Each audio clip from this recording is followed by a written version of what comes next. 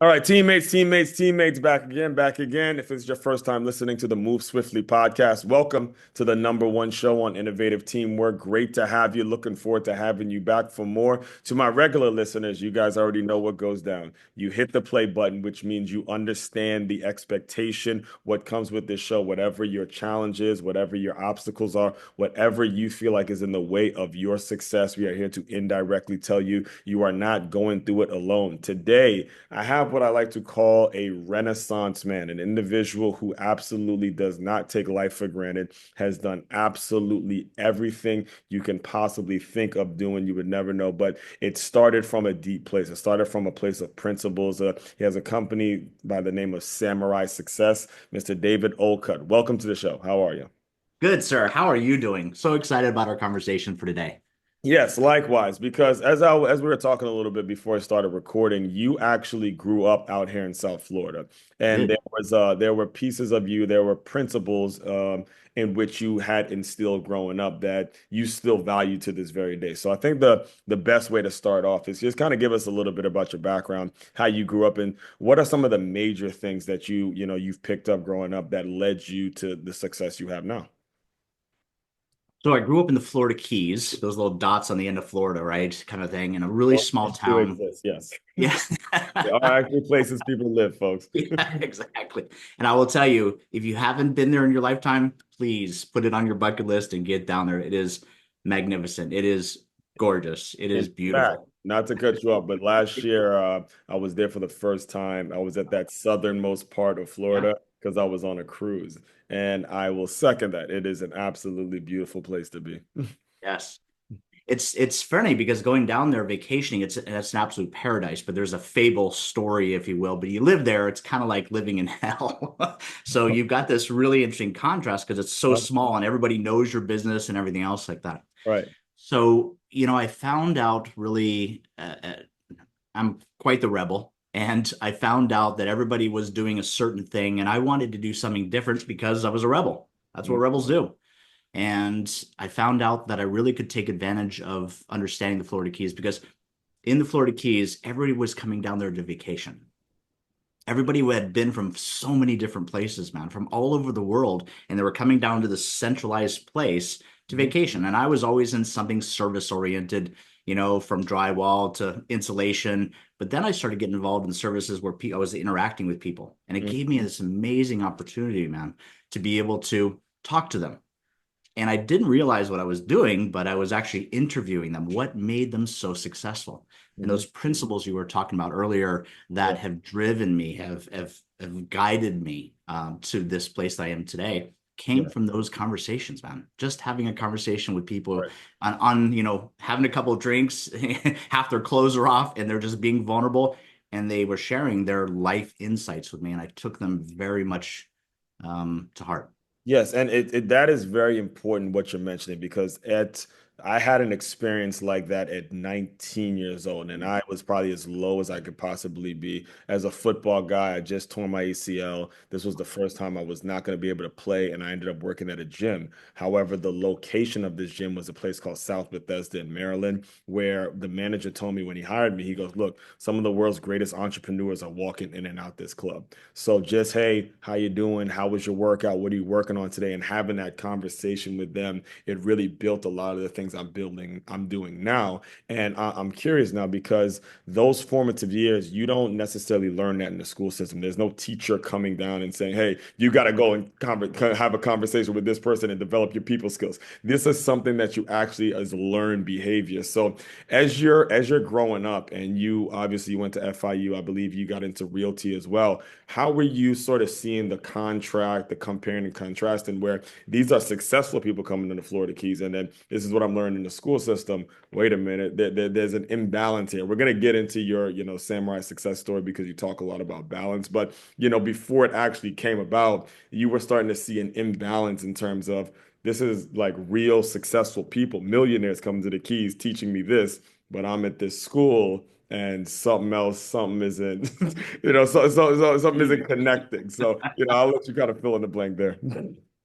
Yeah, and that was the fascinating part to me was watching because in my growing up with my parents and learning through different school systems, I was always taught a singular principle: Yes. work harder. Yeah. Work hard. Okay, so I took that on. I mean, people were telling me work harder, so I did. I mean, I took it literally.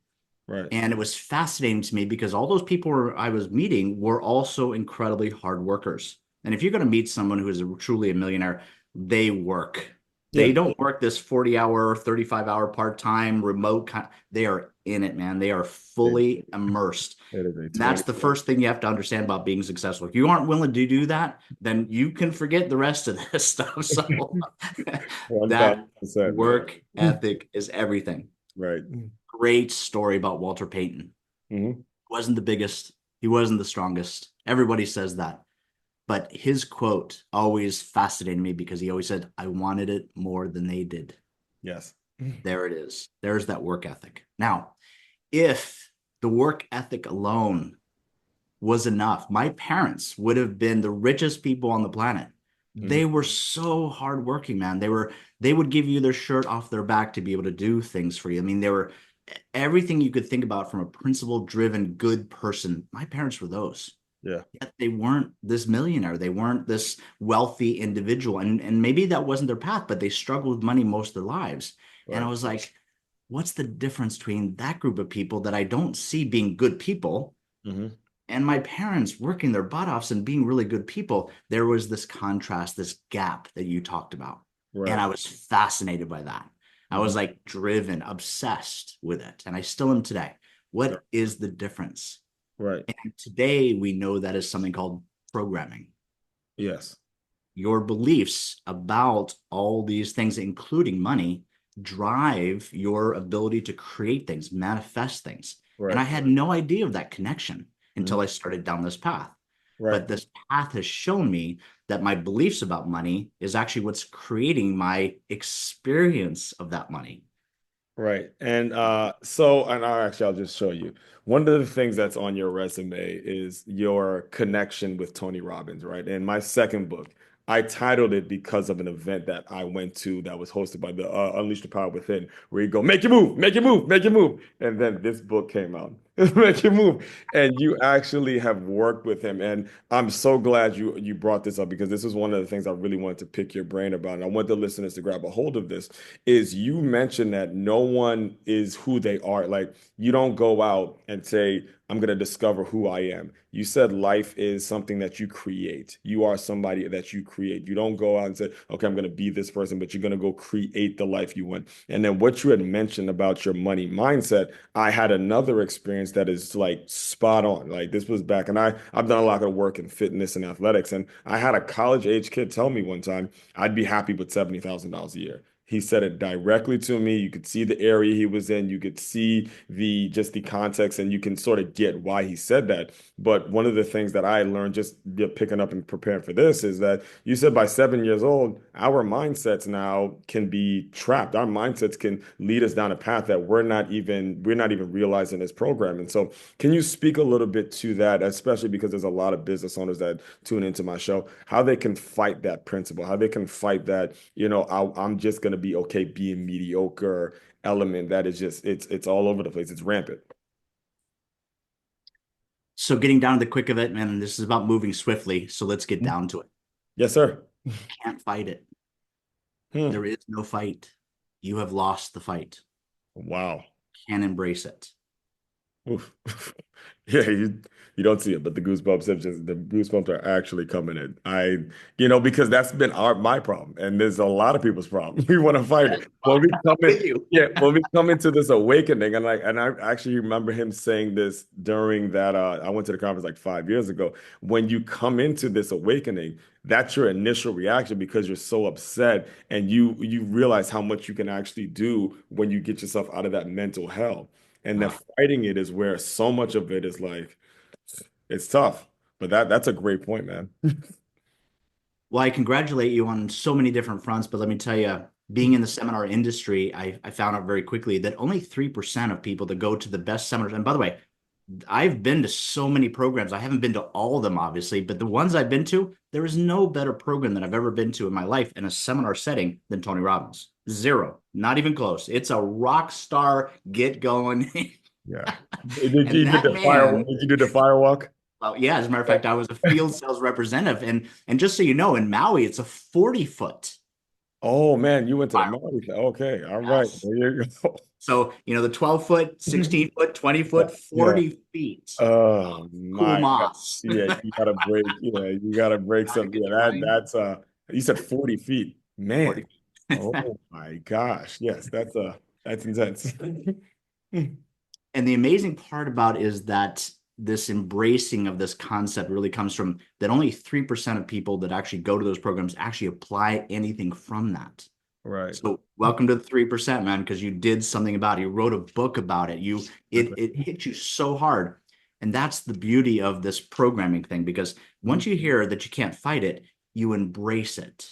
And Mm-hmm. what you do with that is you blend with it. And that's a martial art that I study called Aikido, and it's about blending and things like this, as opposed to, you hit me, I hit you, Taekwondo, karate, whatever kind of other martial arts, be, Brazilian Jiu-Jitsu, whatever. It's about this embracement of this Mm-hmm. idea and realizing you actually are in control of that. And that's the great news about your programming. Even though you're run by your program, you have control over it. And that's what we teach here at Samurai Success, is that we give you back that power and that responsibility about how to change that. Mm-hmm. So from a neuroscience perspective, what we understand about this so far is that everything that you're manifesting in this physical realm comes from you, Mm-hmm. your experience of that. Now, you're not creating the event of it, you're Mm-hmm. creating the experience of the event of it. Yes. So, quite a few years ago, there was a movie that came out and a book that came out. It was called The Secret, and everybody went crazy about it, I read that. I including me. was I had on. read it, I went to the movies and stuff like this. And yet, I applied as much as I possibly could, and it didn't work. I Mm-hmm. was like, what is happening? There's something else that has to happen. Mm-hmm. So when I sought the master, Abraham, through that and actually going to programs with Right. Esther Hicks and going to those programs, I started hearing something different. The universe doesn't provide the thing for you. Like if I really want the beautiful Porsche 911 Turbo S, my dream car kind of stuff, it doesn't create that. It creates the opportunity for Right. you to experience that. Right. And that's the game that we're playing with the universe. Mm-hmm. Then what's my part in that? And my part in that is my programming. That Right. programming is my manifestation, because 5% of my ability to manifest comes from my conscious part of my brain. 95% of my ability to manifest those opportunities and those experiences come from my subconscious part of my brain. This is where your programming exists. Right. Being into that changes everything. Right. So the thing about it too is, I'm glad you brought it up because a lot of people don't recognize the subconscious things that they're doing. We could probably sit up here and talk for an hour about folks and may even use ourselves as an example and things that we don't realize that we do. But when you mention samurai success, and as we're learning this, at some point you have to bring it to a market. You have to turn it into a business in some way, shape, form, or fashion. Can you speak, because like the logo that, if you're watching this on video, you guys see the logo behind them. I for years thought that this was just a boomerang. I really did. But when you started describing, yeah, when you started describing learning jujitsu and the balance that comes with it, it started making me think of how I teach boxing lessons, and I'm teaching them to kind of stay square and know how to move and all that kind of stuff. Can you just give us a brief overview on some of your jujitsu training, and then how you were able to eventually translate that into something that's an actual profitable business? So my martial art background came when I was really young. I was actually growing up the Keys, and I Mhm. got bullied, right? So I was like, okay, I've had enough of this. Oh, And so I was like, okay, so what do I do? So I started off with Shotokan Karate, mhm. and my instructor was world class, world champion. I don't know how he was down in the Florida Keys, but there was four of us in the class. That was it. And Now, so I had is this just middle school years or elementary school years? I was 12 and 13 when I joined. Yeah, that's So yeah, real young, right? right, And that really had a profound thing. I actually stopped because his wife was in the class, and during one of the exercises, he got frustrated and kicked and broke her arm. And I was like, whoa, this is too much for me, kind of stuff. I need to be able to do something different. right. What I didn't know is that that stuff happens in life. He didn't mean to do that, but that's what happens when you're in fights. This is his wife that who do you kick? He kicked it's just Yeah, Wait a who minute. happened to be a Well, student. I had to make sure I Yeah, heard that correctly. yes. So it Oh was a goodness, yes, traumatic good. You see moment, that right? right? It's It like, just he'll how do that something to her. delayed. What's he gonna do to me? Yeah, it delayed. Like I had to have myself go. Wait a minute. Did he say his wife that he kissed? Okay. All right. Yeah, Yeah. that's what happened. And All my arm right. was broken. So I mean, I stayed for a couple more months and then I was out. Right. Now she was okay with that, or I guess that's just how they. I guess that's how their relationship That's was. So how I it don't worked. All know right. the dynamics. We'll let it go. We'll let it go. All right. So I learned really quickly that I wanted to be able to learn an art that was different from you hit me, I hit you, and whoever hits hardest Yeah. wins. And that was the great translation because in business, you do that. You watch people in corporations, they Mhm. use this bullying technique. It isn't always physical, it's mental, emotional, right? Those kind of things, even spiritual, Yeah. legal. And they do this, I'm gonna do this. It's called the game of leverage. Hmm. And I wanted to do something different. And I became fascinated with the samurai and the art of Aikido. So the art of Aikido is very different from you hit me, I hit you. It's fierce, Hmm. but it's about blending things. Right. And that blending thing was really fascinating to me because as a samurai, if you lost your weapon in warfare, you couldn't block another person swinging a sword at you because you lose your arm, or you couldn't kick them. You had to be able to figure out how to blend with someone who had that weapon. So imagine someone coming full force with you with a sword or a weapon or something like this, and you're Right. able to blend with that energy. Hmm. That's the fascinating part. If you take that metaphor and you start applying that to coaching, you start realizing when your clients, when they fiercely come at you with their programming and their belief systems about this is the way it is, Yeah. you blend with that strategy and Right. you accept that so that you embrace it. Right. And once you embrace it, then you can deal with it. Right. At what point do you? I guess at what point are you able to figure out how to take control? Because that ego element I mean, that's pretty much what it is. I know this, this is the way it's done. I know everything there is to know about business because I have some degree at some university. That is something that a lot of people have, and it's so hard to break their mindset. At what point are you able to at least control it? Like, can you give us some examples in terms of how you're able to control? Because this is years of programming, years of schooling, years of certifications. I have this that's coming at you, and then you're just telling them, hey, do it like this, and it'll be a benefit or more beneficial for you. But they're so stuck in their own ways that there needs to be a level of cooler heads prevail sort of thing. So control is one of those really fascinating words that you and I have to really discern with, right? That just says there's influence, there's management of something, and there's control of something. So what I realized, what was really in control after all these years of training was my programming. My subconscious programming was really in control. And I'm telling you because of someone who is like, I'm aware of this, and yet it's still in control. Hmm. So when you're driving along and someone cuts you off, your response or your reaction is coming from that programming. But most people don't know that because that's the same thing that happens with opportunity. When Right. opportunity shows up, you are pre-programmed to either recognize it, see it, do anything with it, or just walk away. You are pre-programmed to Hmm. be able to do that. The good news, the control that we're talking about, is that you can reprogram that to then take advantage of those opportunities. Right. So that's the real control factor that I discovered that says once that programming is in there, you're going to follow that programming. You can hit that as much as you want, right? That return button. It's always going to use that default printer. If you Right. don't want to use that default printer, you've got to change the settings in your computer to be able to go to another computer or another printer. Right. Same thing happens with your brain, your hardware of your brain and your software, your verbiage. That's controlling all these experiences, these events. Hmm. And you can take control of that by working this process to be able to take control of that programming. Right. So now as you do that and then I mean you have the business side and I could see where it works from a business perspective because eventually these stubborn business owners, eventually you're going to run out of profits. You're going to start to see, hey, something I need help, I need a client. But when you look to transition this to now maybe your personal life and try to start to build a family and maybe the relationship that you may be having with a spouse, whether it's romantically, a friendship, and just having a group of people around you. How are you able to use this kind of stuff when you're looking at stuff that's maybe outside of work and raising a family and all those kinds of things?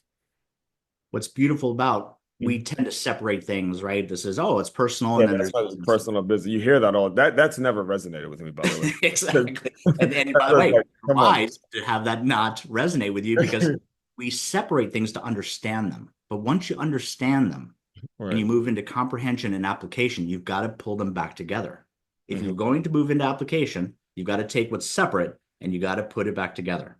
Once you do that, then you can move into true application of something. If you don't, if you keep them separate, you're always going to be frustrated with the gaps between things. Exactly. So pulling them back together allows for application. All right. So now we're here at application. We're wanting to be back in control of those things. I will tell you my journey to this was very much like most of my clients, which is I had to struggle through it. Mm. Because of my programming, I didn't see that there was another opportunity. And so I did the whole ego thing, man. I went to work with, I was in politics, I was in the law, I was in banking, I was doing all these crazy wild things to an extreme of living on Miami Beach, Mm. selling to all those celebrities that were coming and buying real estate there. I was driving, a several $100,000 car. I was living in a $30 million mansion on the place. Our office was a yacht that we rode through the intercoastal selling. I mean, I was living the ego-based life on South Beach, man. Man, but that get that see, these are the things that really even I've been doing this show for 5 years and it still is crazy to this day. You weren't fulfilled with that. Like you still felt like there was more to do. Your office is a yacht on South Beach and you still weren't fulfilled. Not only was I not fulfilled, I was absolutely miserable and depressed. Oh my goodness. I I mean, was. listen, and I hate to, this is what happens on the show, by the way, but these are very, very important lessons that he's giving you because if your structure, if your foundation is off, it doesn't matter how well things look on the outside. I mean, you mentioned Walter Payton. One of the things about him that everyone that's in football knows is his stuff was burning on the inside of him. All right. There was a foundation there that was burning on the inside, and all of the stuff, and in this world with the social medias, the Instagrams, the whatever it is, you can go post and you can really get a lot of external likes that feed your ego and boost your ego, boost your ego system. But listen, what you just said is very powerful because I'm picturing it now. I'm on the beach. I love me some South Beach. If that was my office and I'm talking to celebrities, I'm living in 30 minutes, man. That wow. All right, but anyway, go ahead and explain, man, because And if I went into it's any important for detail on people this, to you learn. would absolutely go, "You're a liar. That can't have happened." It Yeah. did happen. It was crazy, and you're like, "But Dave, that's what I was programmed to believe was Mhm. success," Yeah. and I wasn't feeling it. As a matter of fact, it was pulling my heart apart. It was like, "This is not what I really want to do." Right. And that was the fascinating part because that put me on a journey of, okay, I've taken my ego to as far as I can go with it, and I'm still not happy. Right. What is missing? And that put me on a very soulful spiritual journey. And Right. that's what changed everything because once I started bringing faith back into my life and I stopped using my ego for all my decisions and I started listening to my soul Hmm. and I started integrating that. It was rough. People didn't accept me like that. They knew me, this ego person. That's their identity they had for me. So it was not an easy transition. People didn't welcome me into their arms all of a sudden. I've lost most of those people that were around me during those times, don't want to hang out with me now. And Right. that's the cost of that. But I Hmm. will tell you today, man, Hmm. I am in such joy and bliss and love for the life that I have. I'm Right. so grateful for everything that I have that this is the life that I want to share with people.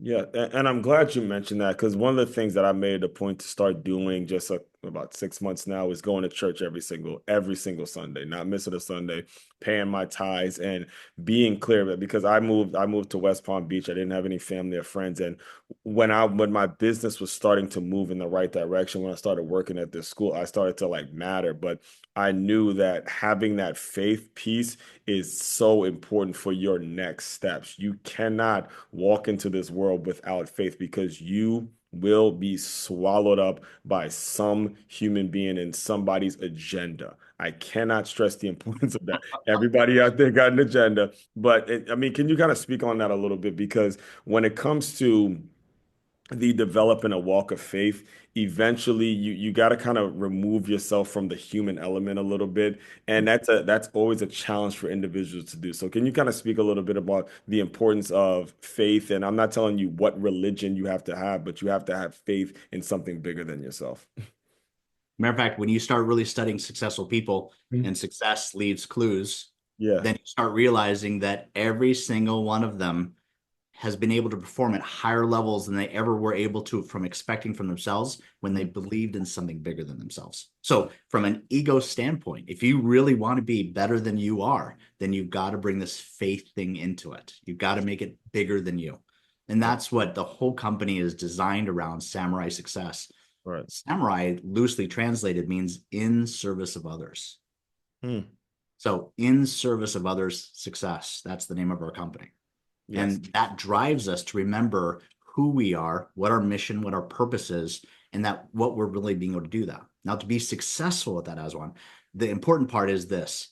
If I'm going to truly be in service to you, if I'm truly going to be there for you, Mhm. then I can't have my stuff in the way. I can't be having this conversation with you going, hey, whatever you're saying, I can't wait for me to have my time to talk to you about whatever. And that's what how most of our conversations happen. Yep. But if you're really going to get to this other approach to truly be in service to others, truly be a coach, a mentor, a teacher, then you've Mhm. got to learn how to get the hell out of your own way. You've got to get you out of the way so you can be present for somebody else. Because if not, you're just waiting for your time to talk. You're waiting for your time to heal something that you got going on, and you're not really listening to the other person. It's a Yeah. fascinating trap that the ego sets for us, and we get caught. I've gotten caught. I'm going to get caught later on today doing the same damn thing. But it's those moments of getting caught in that that allows me to remember who I am. Right.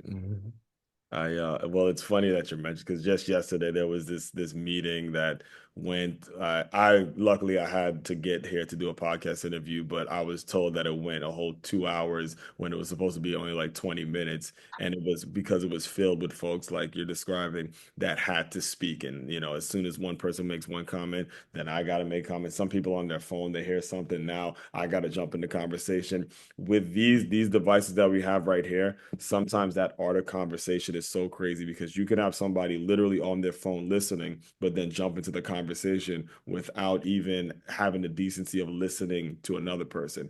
And that is the part that I think it's very important to weed out of young people because even though they have the opportunity to have technology and listen to a lot or do a lot, connect with a lot of people, that those soft skills got to be reinforced in our system. And I bring that up because I want to give you the opportunity to speak to anybody that may be listening that you look at as an ideal client. Like you're not obviously with your business, you're not going to just work with anybody. Eventually, somebody got to be, hey, this is the person I'm looking for. If they're listening, can you kind of just describe the person that you would be looking to serve?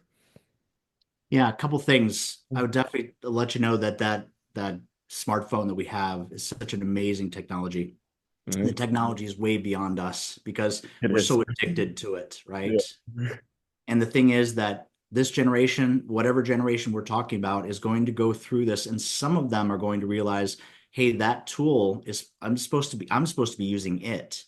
It's not supposed to be using me. Yes, sir. Yes, sir. When that shifts, you can yell and If my niece and nephew, Jaded, if you're listening, please rewind. I just had to pause that. I know this is a selfish moment, but you guys are teenagers now. If y'all are listening, please. I just want to make sure that one got directed to you. But anyway, go ahead, man. well, then let me go even further. Yeah. If you want to talk about being compromised and then listening to somebody else being enslaved Yeah. by something, that's what this does. Whenever it takes control of you, you're a slave to it. You're Yep. addicted to that. Hmm. If you want to fight slavery in the way that exists today, fight that. Fight your own programming because this enslaves us today. Yes. We can turn the tide and we can embrace it and have it, we can use it. But you have to start from a different path. You have to start from a different source. And Hmm. that source that we talked about is your soul. Soul is connected to spirit. Yes, That sir. spirit soul connection to me allows me to go past my ego, to look beyond things, to solve things that seem unsolvable. All right. Because every solution to every problem already exists in the universe. God would not send us here without those solutions, man. We've forgotten the loving part of God for us. We need to remember that because we need to remember ourselves. Once we do that, we can connect to our soul, we can connect to that source, and we connect to all the solutions that we're looking for. That's Yeah. first and foremost. Right. Our our wonderful clients are going to be people who are entrepreneurs, business owners, but there's two things that even before considering picking up the phone and calling us or anything else like that, you've got to be committed to your goals. Mhm. Now, as a coach, you already know this, so I'm just speaking to the rest of the audience who may Yeah. not have heard this before. As a coach, the worst thing that can possibly happen is me being more committed to your goals than you are. You are, yeah. It's over. Yeah. It's over. There's nowhere to, so commitments first. Mhm. Then it's about fit, making sure you hire a coach, you attract a coach that fits you. Right. And that means you've got to know you. If you just go willy-nilly and just go, well, let's see what's on Google and number one person, and let's go with that person. You've got to do some research. You got to listen, this is an intimate art, as you know. It's going to get into your stuff. And if Right. you really want to share that stuff with a perfect stranger or somebody that really doesn't fit, okay, good luck. That's going to be a very different experience than what I'm sharing with you. Right. So, two things: commitment and fit. Once you understand your commitment to reaching your goals, Mhm. reaching out to us and letting know if we're going to be a fit for you. And we'll take you through a process before you even sign up that says, are we a good fit? Because we will not work with you. We will not extend an invitation to you unless we know we're a good fit. Right. Why? Because it makes no sense. Exactly. What's the point of making money if you're not helping people? That's not who we are. That's not what we're after. And we'll Right. leave it to the rest of the folks that want to do things that way. And on that point, it's crazy because you're speaking directly to me. I hired a coach about 4 years ago, and that's exactly what he actually said. Number one, you have to want the goal more than I wanted, but also again, he's a former professional athlete. He has tons of I mean, I thought I was producing content. This guy has like what 30 couple thousand videos out there, and yeah, a former player and all that. So. The fit is a really key thing because if you are a serious business owner, you're going to take your business like it's your life. It's going to be so personal to you that the coach that you share things with, you have to have that level of trust. You have got to have that. So the fit and the commitment to your goals is a very, very important thing. So I do want to be very respectful of your time, and we didn't have the opportunity to talk about your book yet. So can you just talk a little bit about your book, what's next, and what you got going on for the future? So this concept of programming that we've been talking about today, which is really about, finding out who you are and how everything comes from that place. Mhm. Go ahead, go Um, no, yeah. How's it ahead. going? Dr. Shada, by the way. Yes, yes, happy Nice to. to meet you. Yeah. She's great. She's great.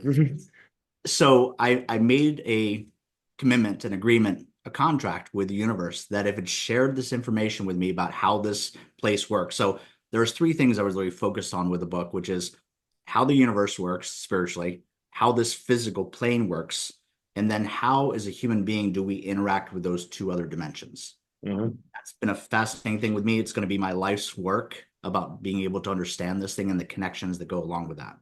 Mhm. So in the book, it starts to share with you about the elements of this thing we've been calling programming, right? Your Right. subconscious program that actually manifests things for you actually has structure to it. And that structure is presented to you in a fable, if you will, because my favorite way to approach conversations is through storytelling, Mhm. is to be able to really get to the place of what's the structure? How does someone else duplicate what you do? And so from the time I was in the Keys till now, Mhm. I've been studying successful people and I've been studying unsuccessful people. I wanted to have those contrasts to be, and by the way, the formula that's actually in the book, there's two books. We're writing the second book now. First book is out already, Mhm. and it gives you the first six swords of the full 12 swords, which make up the 12 elements of your programming. Right. Huh. How to change that programming is Yeah. in the book. So Right. I was like, what? That's what I wanted to share with the world because if we can talk with entrepreneurs, business owners, and the rest of the people and say, you have control Mhm. over the stuff you put in your brain. If you take that control back, this place will change overnight. Right. That's the power of it. And also too, and I want to make sure because I heard you on a previous show saying that you had the book written, I believe, what in 2009 or something, but it didn't Yes. get Yeah. published. for another couple of years. So kind of speak on that a little bit in terms of the evergreen element. And I tell people all the time, look, outside of my own books, the book Outliers by Malcolm Gladwell, that is one that absolutely changed the whole landscape for me. And you also have a book that changed your life as well. But when it comes to books and reading material, can you speak on the evergreen nature of it as well? Gaining new knowledge is so essential to the process of evolution. It has to happen. You've got to be able to get out there. And if you're just ingesting the same stuff, you're hanging around people that agree with you all day long, you're not growing, you're not evolving, you're not going to get to that next thing that's about to come your way Yeah. called a pressure moment. Hmm. You won't be able to deal with it. Right. By preparing now is by getting around and arguing with people, debating things with people, having those conversations, getting out of your comfort zone. All Right. of those are in preparation to build a new part of you called your character so you can handle that pressure that's coming that you didn't even know was coming. Hmm. But be clear, man, as you know, that's what makes us valuable in this physical plane. You being able to deal with pressure situation. I mean, think about the sports analogies you and I talk about for the next 10 hours about, Yes. oh, what we respect about every single metaphor and every single sports thing. It's because how they handle pressure. Pressure. Right. That's By the way, you Michigan, for God's sake, on the goal line, you said, was that pressure? please.